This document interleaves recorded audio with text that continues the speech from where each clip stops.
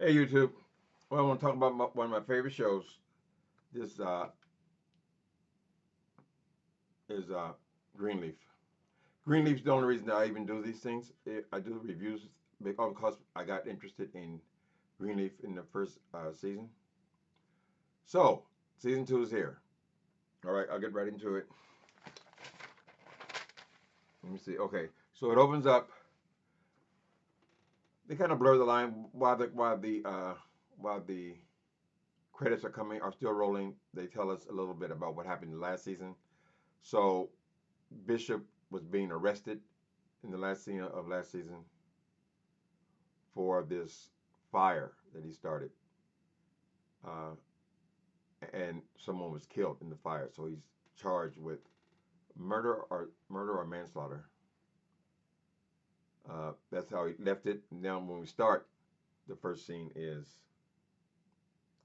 the first scene is with Mavis. Okay, so Mavis, she's lost her bar, of course. She has got her young piece.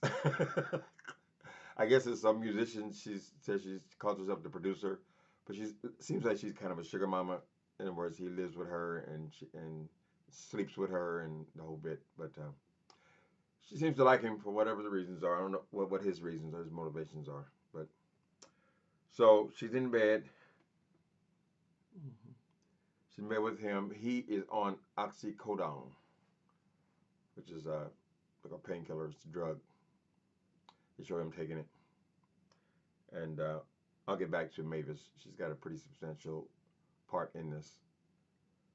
All right, Grace. Grace is in the pulpit. I guess the bishop is. He's not in jail. He's out, but he's on the sidelines now while these charges are being processed. While they're going through the situation with this case he's up against. So, Lady May blames. All right, so they show people not giving money. When the plates pass. I don't mind that part about church. I just have a hard time when they're rolling in money. I just think it's wrong. These mega preachers, big churches, when they're rolling in money, driving around in these big limousines or Mercedes and so all that just bugs the shit out of me. So I don't mind that they're having financial hardships. You should struggle, suffer from the cause, Sonny. They'll reveal a little more about that why and a little bit further into this episode. So, of course, Lady May blames Grace for what's going on. Why the pledges are down 40%. People are not pledging and they're not giving. So the plate's going around. They show us the plate going around. And only a few dollars are getting into it. So I guess I could skip ahead a little bit. There's a lot of it. A lot of the problem is that because Bishop's not in the pulpit and because he's got this big scandal going on, they feel that's part of the reason people are not giving. They're not coming as much. The other reason, which makes me so uncomfortable, although I know this show is going to try to deal with serious issues around the gay issue in the church. I already know that. That's why I got involved, most interested in from the very beginning. Uh, at some point, this is later in the episode, the deacon, got her name, starts with a C, comes, talks to Grace and tells her why the pledges are down and the giving is down. And they believe that a lot of the church members, now the bishop is accused of murder, right? That ain't why they're not giving though. They're not giving because the new choir director is married to a man and he's on Facebook. That's why. This thing with the gays and the church is, I mean, maybe things are changing. Maybe it's time we have to start looking at this stuff, how ugly it is, because it's obviously a very ugly type thing, and it just made me so uncomfortable last night when I was watching this, because it's not because it's not realistic. The problem is because it is realistic. That's the way churches are. That's the way those people. The hypocrisy is so. God, it's so infuriating. I don't know how to communicate it. I try to communicate it in my videos and things. I try to talk about it, but the ridiculousness of why they hate us. Anyway, let me not get sidetracked. Okay, so they don't want to give because he got a boy. His lover is there. His lover is paid by, I don't know the guy's name. I think he was in a different world, black guy. Anyway, they're not having a relationship. They are legally married, and they should have the respect of a marriage, but they don't want to see it. All right. Uh, okay, so after they have their thing, Lady May and Grace about because Lady May blames her for everything.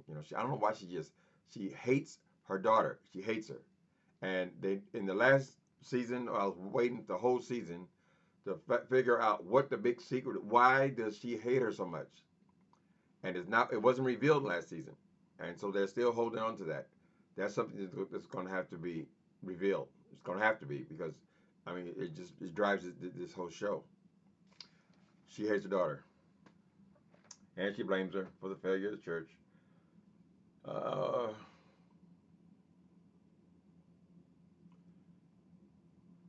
okay, Bishop's out on bail. We know that. The fire, the bishop considered it an accident. Uh, the way he explains it is that he had a dilapidated church, a money pit, as he describes it. Okay, they were bleeding money trying to maintain this building, and he had just received another bill for $1,000 for some repair on the church. And Matt asked him if he wants him to just handle it. He can handle that. And Matt tells or hires his father to torch the church, to burn the church, right? There was a maintenance man in the church that they obviously had no. I don't think there was ever any question of someone actually murdering the man intentionally. It's always been presented as the church caught fire and the man was in it and he died in it. Now, Bishop said he wasn't supposed to be there. So we don't know if he was there committing a crime, some kind of reason, because as it turns out, well, I don't want to get ahead of myself, but there's another big piece to that death, which we'll get to eventually. It's actually the last scene in the thing. All right, so Charity is about to give birth. Last season, she is being rushed to the hospital. She's pregnant with twins. And so now we find out that she has lost one of the babies, one of the twins, but she is just about to give birth within a few days. And she's still up, moving around, singing and stuff, but it's very close, right? And so, and she's also planning, at the same time, she's planning the album. She's actually singing with this producer guy. She's trying to get this producer, big producer, to produce this album so they can raise money for the church because the church is having financial problems. Well, it's not totally clear, but it seems like this record producer and her are being flirtatious. Now he's got a very loud scarf on, so I don't know if she has just drawn to gay men or what the tea is. But he is definitely got a flair, put it like that. Anyway, he's a good-looking guy. She's treating her husband, Kevin, like a stranger. She's still dull to him. So I guess this has been going on for many, many months. That she hasn't forgiven him. He wants her to attend one of these, ex-gay kind of meetings he's been going to. I mean, we need to get more into what's going on in Kevin's mind because that is kind of one of the main story plots. He loves his wife apparently, wants to raise his child obviously, still cares about her, but he is who he is and he can't accept who he is. So even with this new choir director and his partner being out and open and all this, he is still like a shadowy figure. She loves gay people. I mean, this choir director and her become best friends where they hug each other in the halls and she loves the boyfriend and they make jokes together. And I don't know what's going on with this new producer with the flair, but she doesn't seem to have a problem with gay people at all, except when she's married to him.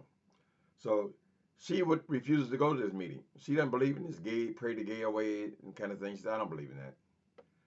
So there's not an easy solution for them. The relationship, it seems like it's just going to have to fail though. He may want to be in it, but he's always going to be gay. That's the thing. He's going to be gay no matter how he feels about her. So I would be willing to say that he's bisexual because he does love her. They obviously had sex, and a lot of times I won't go into a preaching tangent, don't worry. But a lot of times we as gay people, we won't accept bisexuality. For us, for many of us, just like for many of you, you're either gay or you're straight. And a lot of people just don't buy anything in between that. Even men they consider on the down low or whatever, they're not willing to accept that they're just bisexual. We want to put them in one category or other. So Kevin says it's not a binary thing. We can work it out. A lot of the wives go to these meetings with their men, kind of thing. I would hate to be in that position though, just to be stuck in the middle. Just because it doesn't seem like it could ever be a good solution to that. The only good solution is for him to, you know, be with a man. But if he's bisexual, why is it any better to be with a man than be with a woman? I don't know. They're gonna have to go into that more. But it still makes me uncomfortable when I deal with about these church people turning up their nose at this man. Here, why don't they turn their nose up at the bishop who killed somebody? They're more interested in move they hold hands. Oh. It makes no sense why they should be so adamantly opposed to homosexuality. Not based on those few lines in the Bible, I'll tell you that, and I've studied them, trust me. Okay, I'll try not to preach through this thing. It is a gospel show. It is a show about church, so I'm allowed a little bit. Give me a little leeway. All right. The son Jacob. Remember the son Jacob and the father don't get along that well. The father accused him of not being anointed, not not being he's disappointed in his son, and he wouldn't give him a good position in the church based on all of his infidelity. So this is all from last season. Jacob left the church and took a job with Basie Skanks, who is the arch enemy of the bishop. Okay, so now we see that Jacob, there's a, okay, let me try to catch up here. All right, Basie Skanks owns a church downtown where they're in Memphis. Is it Memphis or Nashville? I forget. Anyway, they're in Tennessee. He owns a church downtown, successful church. He's a younger guy, much younger guy. They bought the land across the street from Greenleaf Church, and so now they're having a concert, a big rally to raise money for this new building they're going to put up on that land. Bishop tried to acquire that land, couldn't acquire it. Basie Skanks wants to build on it. And during this rally, which the bishop is in the audience, Jacob, although Jacob has come up totally out of his shell now, and so he's got a very strong voice, which everyone has recognized from the pulpit, from the stage. And then Basie Skanks, he introduces Basie Skanks. Which I called him last year. I called him oily and slippery. Apparently, he has good reason to be so bitter and so evil towards the bishop. We'll get to that. He announces that he's making uh, Jacob the pastor of this new church, this new building they're going to put up on that site. And of course, everyone is like, oh, because that's a pretty good position to be the pastor. And Skanks will stay at his church downtown. Okay, and so now Bishop's got a real problem with Jacob. Although he ran him away, he wouldn't give him a chance at his own church, and the man had to fit in somewhere, and he went over there to the enemy. All right, so and then they have, so the new church is going to be Triumph 2. The church is called Triumph, and he'll be the pastor. So after they make that announcement, everyone's surprised by the announcement. Kirk Franklin comes on. He's doing a guest spot. Kirk Franklin comes on. He doesn't have a speaking part. Well, of course he speaks in his music. But that 1, 2, 3, get up, you got victory. Hey, well, anyway. So Kirk Franklin does a performance for this thing. It tells me that they're going to have people making cameos in this show. Yeah. So Okay. Next thing happens is Mac confronts May. Mac is a child molester, the uncle child molester, who they got posters of him now as that notified the community that he's a child molester. This is some church. Murderers, child molesters, gays. Anyway, so Mac confronts May in the parking lot because that's his sister. May and Mavis, which is Oprah Winfrey, and Mac are all brothers and sisters, right? He confronts her, see how she's doing, this kind of thing, and saying that they are going to press charges for him on her husband for murder. He's just giving her heads up. And he said, "Well, I'm still your brother. You're still my sister," and she disowns him. We'll never be family again after this. This happens in the Greenleaf parking lot.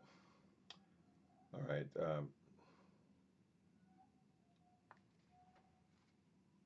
Okay.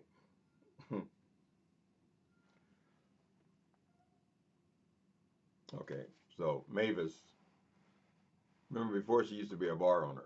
She ran a bar restaurant, and Matt caused her problems with the city. She couldn't get permits, and she was forced to sell that business. So Mavis is having a hard time. She's a drunk. They make a real point of pointing out she don't drink. She's a drunk.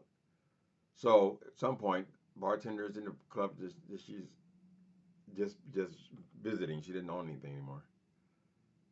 Cut her off, and cut her off. She ends up passed out drunk in the bar.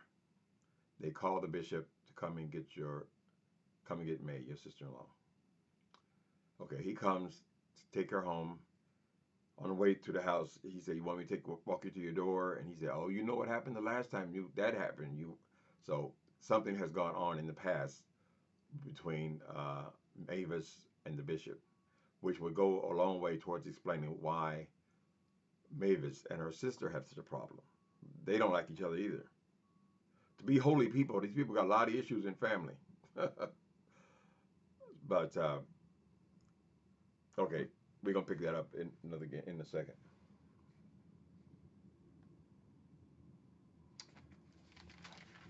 She basically, after she lost her bar, she started drinking, and now she's a sugar mama for this guy who she says she's the manager for, who she's also sleeping with, who's also living with her. Okay. Judges are down because okay. Bishop tells Grace. Okay, Grace has a confrontation, or she asked her father, did he do the crime that he's accused of? So far, he won't talk about it. He won't say anything one way or the other about it. She confronts him, and he tells her about how the fire happened and that it was an accident. He was not supposed to be there. So he's never said that out of his mouth to her. So I guess it's kind of an important scene for her. At least he's admitting to what happened, and that it was he just told Matt. He gave him the okay to go to burn the building. He said, "I didn't stop him." Now the father actually did the torching of the place, so they're all complicit. I'll get back to that in a second. Okay. Bishop gets a call from the DA. This is kind of I don't know about this scene. He gets a phone call, and the DA is telling him that they have dropped the charges. They are not going to charge him with this crime, and the reason is because the father, who is on his deathbed, has confessed and took the full responsibility, saying that he acted alone. Let the bishop off the hook. Now he was accused by Matt. They let him out of jail. The brother, and then now the father. So there was three of them that were a part of this thing. For him just to call into, I mean, he's on his deathbed, or they come to see him. For him to say that he just to take the responsibility for it, it seems to me that he wouldn't be out of hot water still, because it was implied that it were all three of them. He gave the original order, but in the interest of fitting all this into one episode, which was a very good first episode. This show has got me already. Okay, so the father is taking responsibility. There's a reason that he's taking responsibility for the fire. One thing, main thing, is he is dying. It doesn't make much difference one way or the other. Matter of fact, he won't even make it out of the hospital to go to jail. So if cops are willing to buy that, then it is what it is. But May had made a visit to the man on his deathbed, and it's revealed that he was molesting her. They had a relationship, a sexual relationship, and he even kisses her in the mouth. I mean, this is a withering old dead man, which is so inappropriate. That lets us know that he was probably molesting her. That's where Matt got his shit. He was raised in it. So, okay, so she convinces him to take responsibility for this thing and get her husband out of it. That's why he did it. Okay, so she was always the favorite daughter. Although she can't stand him now, she was the favorite. But back then, there was a reason for it, because he was molesting her. And we'll get to that right now. Okay.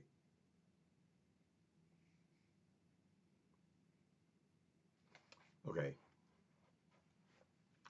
So the next thing that happens is Charity has the baby. They don't show us the baby. Why don't show us the newborn? They could have got a newborn. We see it wrapped up, but anyway, she has her baby, and now they're having a baby shower for her at the Greenleaf estate. Mavis crashes the baby shower. I say crashes up only because she shows up unannounced and she's drunk. And she took oxycodone also, so she's drunk and high.